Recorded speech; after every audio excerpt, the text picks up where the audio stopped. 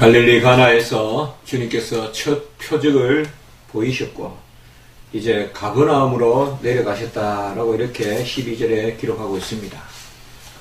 아마 우리 주님과 또 가족들이 가버나움으로 이주하지 않았나라고 생각되는 부분입니다. 주님께서는 무척 바삐 옮겨 다니시는 모습을 볼 수가 있습니다. 이제 13절로부터 17절까지 오늘 본문의 말씀을 보면 예수님께서 유월절을 지키러 이제 예루살렘으로 올라가시고 그곳에서 성전을 정결하게 하는 그 일을 행하신 기사를 담고 있습니다. 이것을 혹자는 성전 정결 사건 혹은 성전 숙정 사건이라고도 합니다. 성전을 깨끗하게 했다는 것입니다. 유월절을 지키기 위하여 주님께서 예루살렘으로 올라가셨습니다. 유대인들은 유월절과 오순절과 그 다음에 수장절을 꼭 성년이 되면 예루살렘에서 지켜야 되는 그 규례 가운데 살았습니다. 우리 주님께서도 이 땅에 계시는 동안에 율법에 순종하고 유대인의 규례에 순종했습니다. 주님께서 친히 율법의 완성이시지만은 아직 주님의 때가 이르지 아니하였으므로 그 구약의 절기에 순종하셨습니다. 예루살렘 성전이라 하면 히에론, 이것은 강의의 의미의 성전입니다. 전체 성전을 다 의미하는 단어가 바로 히에론인데 이 예루살렘 성전에 가보니 이 성전에는 이방인의 뜰도 있고 여인의 뜰도 있고 또 남자의 뜰도 있고 그리고 이제 성소, 지성소 이렇게 연결이 되는 부분인데요. 아마 이 부분은 이방인의 뜰이 아닐까 이렇게 또 역시 우리가 짐작합니다. 어쨌든 성전 안에서 성소 안에서 매매 행위를 한다는 것은 우리 주님 보시기에 전혀 합당치 않은 것입니다. 이 매매 행위가 그저 세상의 상행위의 이름으로 이루어지는 것은 아니었습니다. 14절의 말씀에 보면 소와 양과 비둘기 파는 사람들과 돈 바꾸는 사람들, 우리 14절만 그냥 빼서 보면 세상에 매매하는 행위죠. 소와 양과 비둘기를 파는 것과 환전을 하는 것. 어떻게 보면 오늘날도 금융산업이 있고 또 실물산업이 있죠. 다 크게 보면 이 두 가지가 기업의 형태죠. 돈으로 돈을 바꾸어서 사는 뭐 보험이라든지 금융이라든지 어떻게 보면 크게 보면 어떤 그런 주식이라든지 다 보면 크게 보면 금융이라고도 볼 수 있지 않겠습니까? 그리고 또 실물이 있죠. 실물이라 그러면 물건을 매매하고 물건을 파는 것, 또 물건을 만드는 것, 또 크게 보면 용역을 제공하는 어떤 그런 서비스부터 우리가 그렇다고 볼 수 있겠죠. 그러나 14절에 소와 양과 비둘기 파는 것과 돈 바꾸는 사람들은 철저히 바로 제사와 관계되어 있는 그런 행위입니다. 제사라는 이름으로 상행위를 하고 있는 것입니다. 소와 양과 비둘기라는 것은 바로 주님 앞에 제물을 드리기 위한 것입니다. 그런데 먼 데서 절기를 지키러 온 사람들은 이 육축들을, 가축들을 직접 가지고 올 수 없기 때문에 이제 예루살렘 와서 사게 되는데 꼭 이렇게 지정한 곳에서만 사게 돼 있습니다. 그래서 그런 규례가 없지 않습니까? 어디 하나님 법에 그런 게 있습니까? 오다가 한 마리 사와도 되고 또 취해도 되고 좋은 뜻에서 서로 바꾸어서 또 가지고 와도 되고 그런 규례는 없단 말이에요. 그런데 이제 제사장 가문이 돈을 남기려고 소와 양과 비둘기는 꼭 지정된 것만 사라. 또 그 지정된 것을 어디서 파느냐? 바로 성소에서 파는 거예요. 지정된 것은. 그래서 그 당시 안나스 가문에서 기른 것만 사야 되고 그것만을 하나님이 받으신다라고 이렇게 말씀한다는 거죠. 그러니까 독점이고 독점을 해서 폭리를 취하는 것이에요. 소와 양과 비둘기를 아주 그저 비실비실하게 길러가지고 먹이지도 않고 길러가지고 최고 볼품없이 그런 것을 만들어 놓고는 또 최고 값비싸게 받아서 그것을 제물로 바치게 하는, 그야말로 눈먼 제물을 바치게 하는, 가장 하나님께서 향기롭게 취하지 못할 중심이 없는 그런 제물을 바치게 하는 그 모습이죠. 돈 바꾸는 것도 마찬가지입니다. 이스라엘은 로마 화폐로는 바로 헌금을 받지 않았습니다. 로마 화폐에는 가이사의 얼굴이 새겨져 있죠. 어쨌든 이방의 황제의 얼굴이 새겨져 있고 또 그런 의미도 있지만은 이방의 돈이잖아요. 그렇기 때문에 거룩하지 못하다고 해서 이 세계를 또 바꾸죠. 우리가 출애굽기 30장 13절에 보면 반세계를 다 내야 되거든요. 그래서 성전세계라고 합니다. 이것을 성전세계. 그가 꼭 이 돈만 내도록 또 되어 있어요. 꼭 이 돈만 내는데 이것을 또 역시 금융을 독점해서 그렇게 사람들을 괴롭히는 것입니다. 이러한 상황이 바로 대제사장들의 가문에 의해서 이루어진 것입니다. 결국은 제사라는 이름으로, 예배라는 이름으로 결국은 돈놀이 하는 것이고 결국은 매매하는 것이죠. 가만히 보면 상행위가 이루어지는 것이죠. 이것을 우리 주님께서는 절대 용납하지 못할 일로 바로 진노하시고 꾸짖는 모습을 오늘 볼 수가 있는 것입니다. 노끈으로 채찍을 만드셔서 바로 진노하셔서 양이나 소를 성전에서 내쫓으시고 돈 바꾸는 돈을 쏟으시고 상을 엎으시고 비둘기 파는 사람들에게 이르시고 가져가라 하시고 만들지 말라 하시고, 제가 일전에 한번 말씀을 드렸죠. 이 요한복음은 상당히 깊은 신학적인 그런 조용한 어떤 그런 깊은 진리의 말씀이지만 또 그것과 어우러서 아주 급박하게 되어지는 사건이 나타나는, 저번에 제가 와보라 따르니 지나가니 그런 우리 나다나엘 빌립 그런 말씀을 전할 때 제가 말씀을 드렸죠. 여기서도 보면 또 아주 사건이 일어나는데 급박한 이 요한복음에 바로 이런 부분이 비밀이 있는 것입니다. 여기를 보면 주님께서 아주 그냥 막 진노하시는 그런 모습을 볼 수가 있습니다. 왜요? 성전은 내 아버지의 집이고 하나님의 집이고 만민이 기도하는 집이 되기 때문에 그런 것입니다. 에스라 5장 2절과 8절, 누가복음 2장 49절에 보면 내 아버지의 집을 하나님의 집이다 라고 이렇게 했단 말이죠. 그래서 아들로서 아버지를 높이는 그런 아버지의 집, 오늘 16절에 보면 내 아버지의 집이라고 그렇게 이야기하고, 이 부분에서 사사기 56장 7절에 보면 내 아버지의 집은 만민이 기도하는 집이다. 바로 기도하는 가운데 주님을 만나는 집이다. 교회의 본질이 어디냐? 바로 기도에 있다 이 말이죠. 기도는 역시 뭐예요? 예배 가운데 그 본질을 드러내는 것이죠. 하나님을 섬기는 가운데 하나님께 구하고, 우리 칼빈 목사님도 말씀하셨거든요.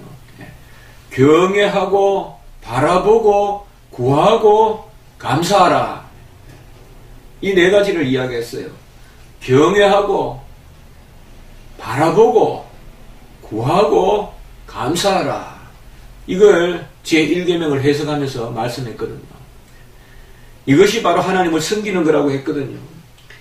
그래서 예배하면서 기도하면서 구하면서 감사하는 집이 바로 성전이지, 그곳에서 매매하면서 주고받고 하는 그것이 성전이 아니다 이 말이에요. 참 우스운 이야기지만은 한 학생이 면담을 하는데 이번에 신학교에서 면담을 떨어졌습니다. 제가 직접 면담한 것은 아니지만은 도무지 성경을 모른다는 거예요. 특별 채용을 해서 우리가 특차로 학생을 뽑는데 모든 조건은 되는데 도무지 성경을 모른다는, 산상복음이 어디 있는지도 모르고, 마태복음 1장 1절을 이야기해도 그게 마태복음에 있는지도 모르고 그런 학생이 지원을 했다는 거예요.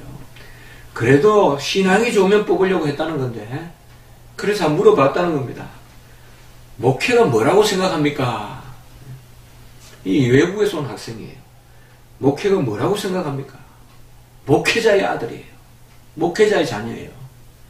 그래서 물어봤답니다. 목회가 뭐라고 생각합니까? 이것이라도 대답을 잘하면 뽑으려고. 그랬더니 give and take 이렇게 이야기하더래요.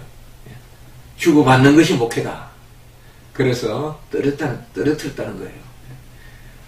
give and take란 말은 우리가 뭐 영어적 그런 어감을 잘은 모르지만 철저히 상행이고 잘해야 윤리인데 그거 가지고 목회가 안 되죠. 기본적으로 목회라는 것은 주의 이름으로 헌신하고 주의 일을 대신하고 또 대언하고 하는 그런 사명이 목회인 것이지 주고받는 것이 목회가 아니죠. 주고받는 것은 매매죠. 마태복음 21장 13절의 말씀에 보면 강도의 소굴이다. 옛날 성경에는 구렬이다. 좀 더 강한 표현을 썼는데요. 새 성경에는 강도의 소굴이 되었다. 내 아버지의 집이 강도의 소굴이 되었다. 오늘 16절의 말씀에 보면 내 아버지의 집으로 장사하는 집을 만들지 말라라고 이렇게 말한 것입니다.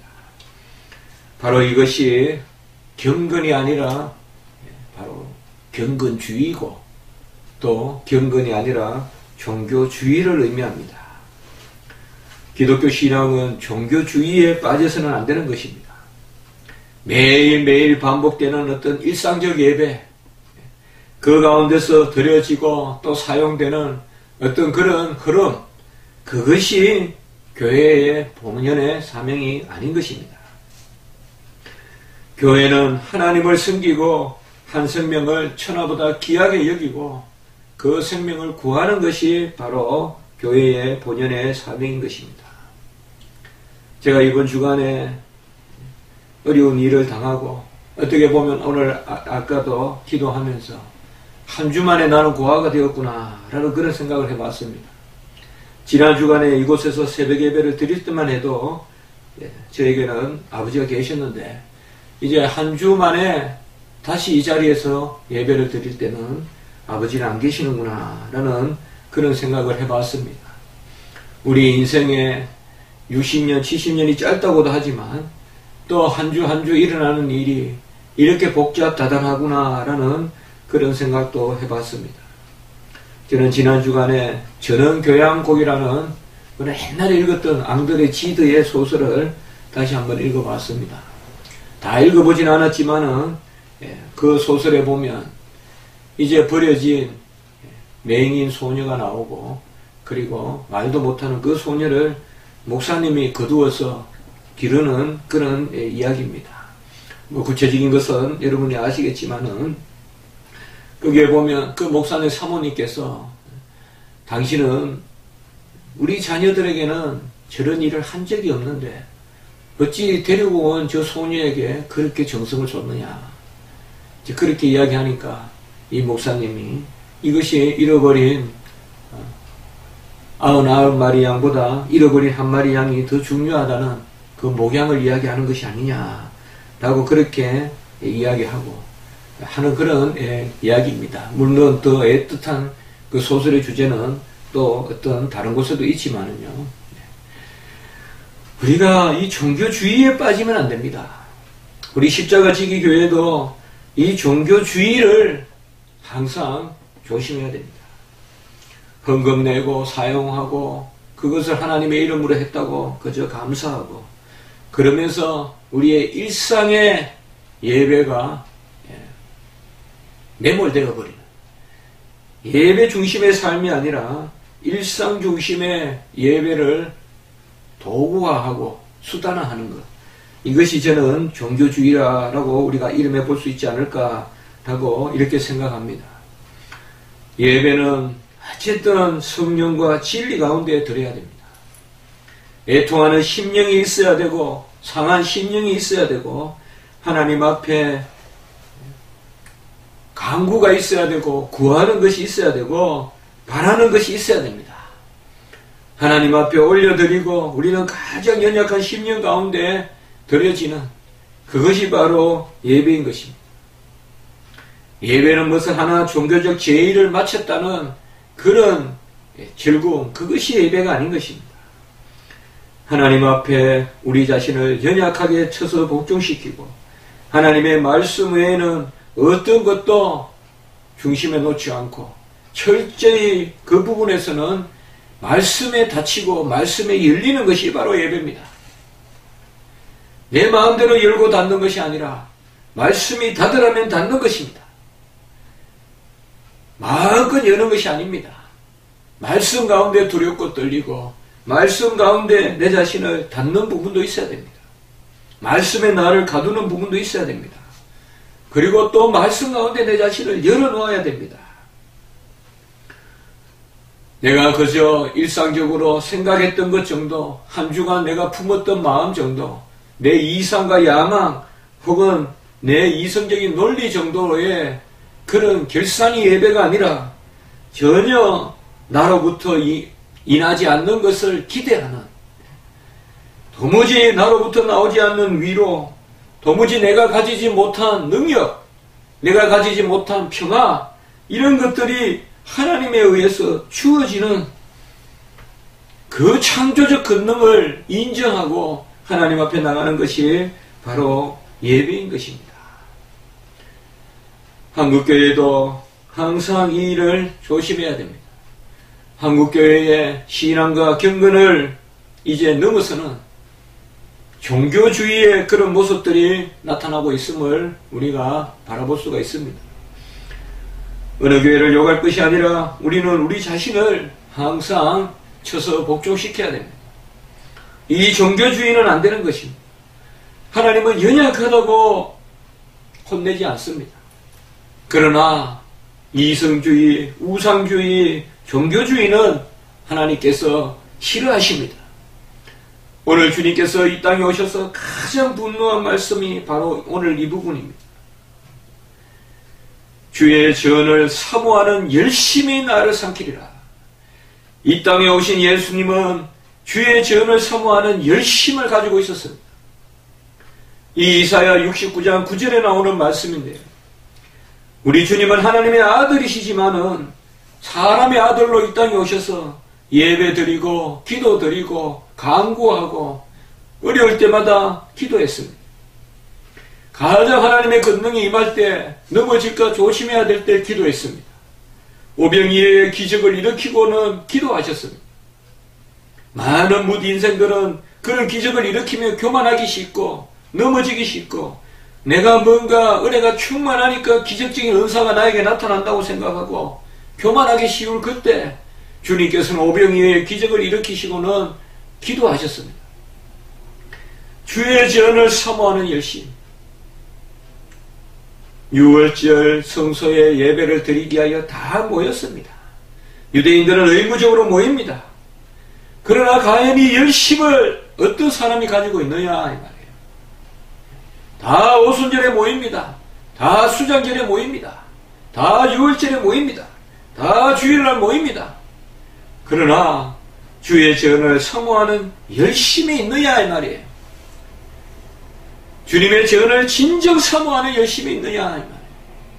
예배 가운데 임하시는 하나님을 진정 바라보고 의지하고 하나님께 구하고 앙모하는 그런 열심이 우리 안에 있느냐. 주의 전을 사모하는 열심을 우리는 회복해야 될 줄 믿습니다. 한국교회도 주의 전을 사모하는 열심을 회복해야 됩니다. 교제가 예배의 핵심이 아닙니다.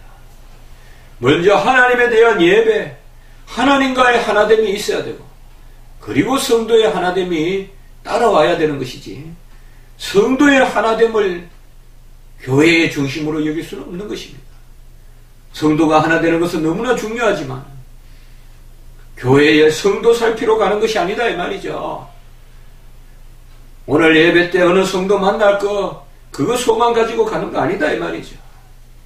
예배 때는 주님 만나러 가는 것이요.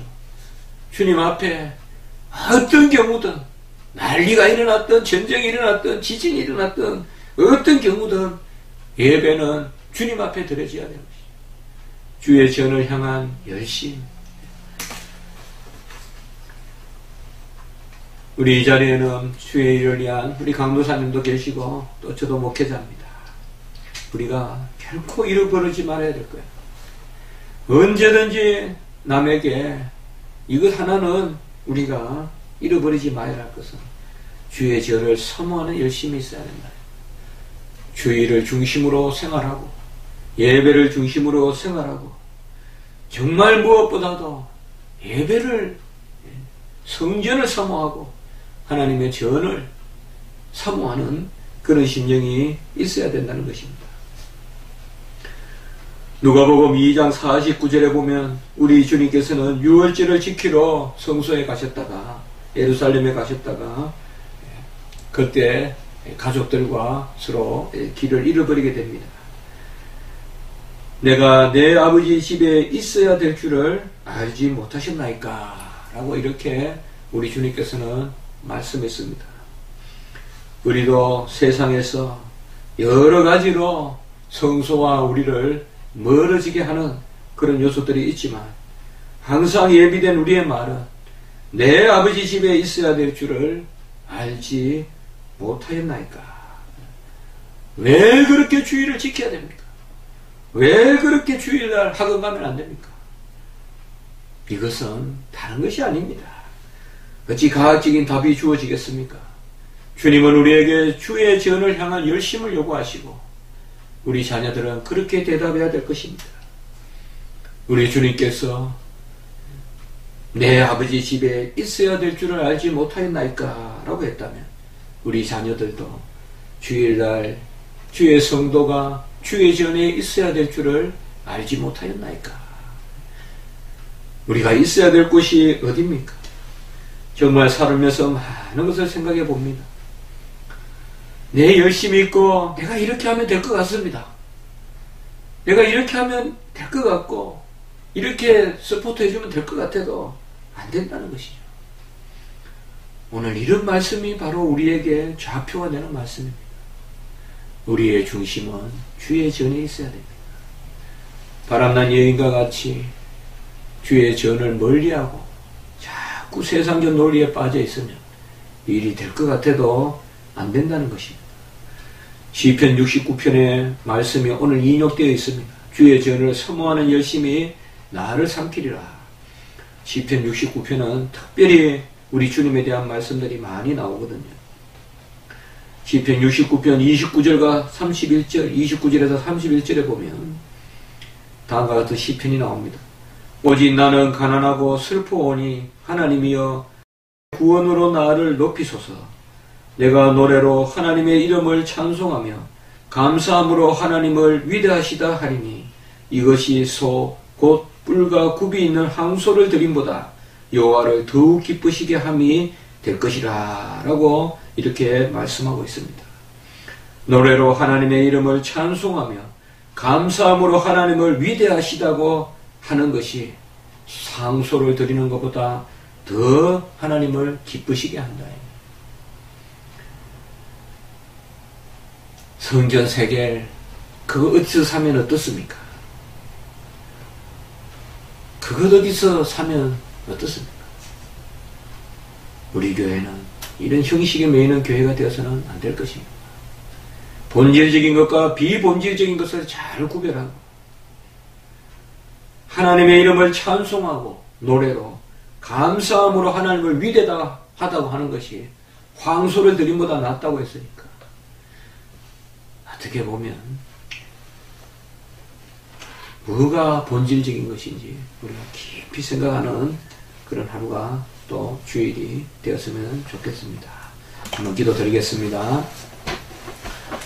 하나님 아버지, 주님이 이 땅에 오셔서 인성을 입으시고 인성의 영혼 가운데 기도하시고 예배드리시고 주의 전을 사모하는 열심히 삼키리라는 예언된 말씀을 오늘 말씀을 통하여 이루시는 하나님의 놀라운 섭리를 우리에게 보여주시니 감사합니다. 우리도 주의 전을 향한 열심, 주의 사역과 영광과 예배를 위한 열심을 우리에게 허락하여 주시고, 사뭇 종교주의로 빠져버리기 쉬운 이런 아버지의 우리 한국교회에 이제 130년 또 아버지의 그런 모습에 있습니다. 하나님 아버지, 잘 믿는다고 생각하고 그저 매주 달력대로 원력대로 신앙생활하는 그런 칼렌다의 신앙생활이 아니라 진정 중심을 하나님 앞에 드리는 그런 신앙생활을 할 수 있도록 주님 도와 주시옵소서.